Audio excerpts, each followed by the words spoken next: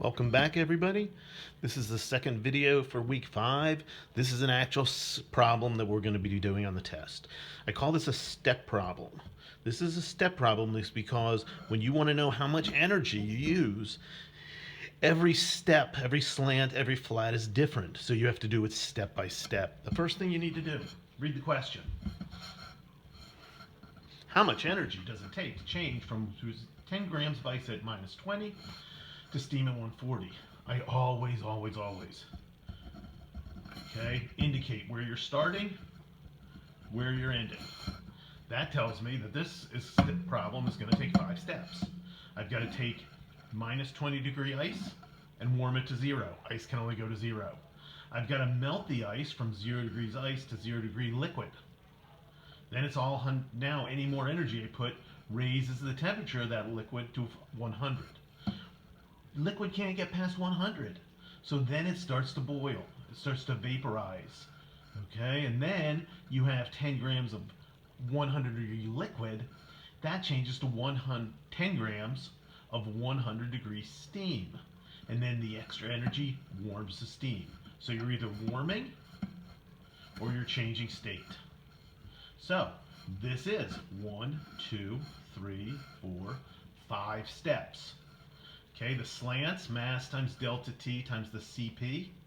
Specific heat, we have 10 times 20, which is the ice only goes to minus 20 to 0, times the specific heat of water. Then step 2, 10 grams times delta H.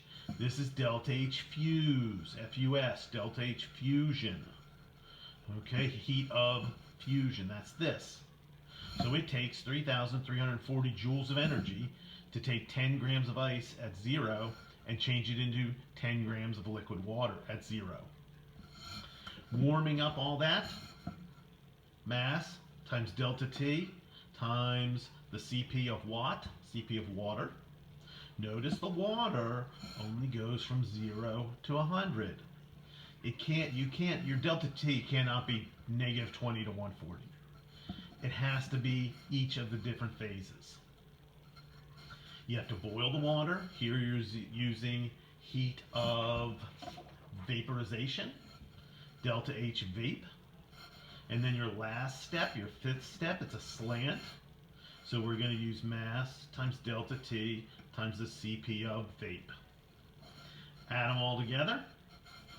That's the total energy it takes to take 10 grams of negative 20 degree ice to 10 grams of 140 degree steam.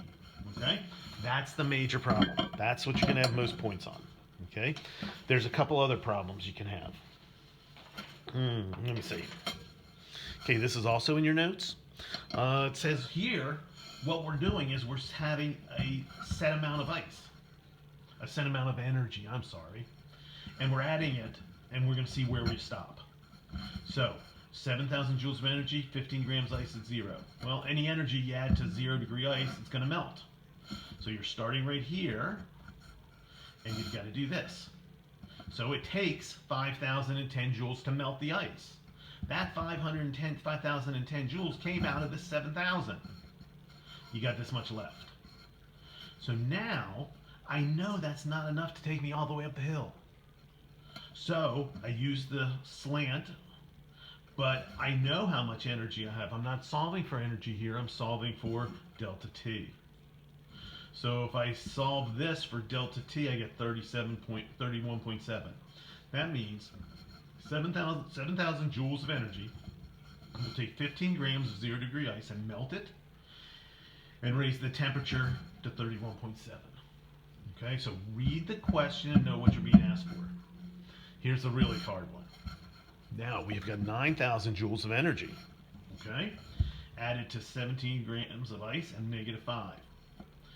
What's the final temperature? I'm telling you it cannot do the whole thing, okay? So, what do we do first? We have to warm the ice because it's negative 5 ice, so we have to warm it up 5 degrees. We have to melt it, and that's these two numbers, okay? Okay, so we got that. Okay? And what you do is when you do this, okay, that's how much it takes to warm it. Subtract it out of the 9,000. That's how much you have left. Do this, the melting. It takes this amount. Subtract it out of what you had left. Now you only have this amount left.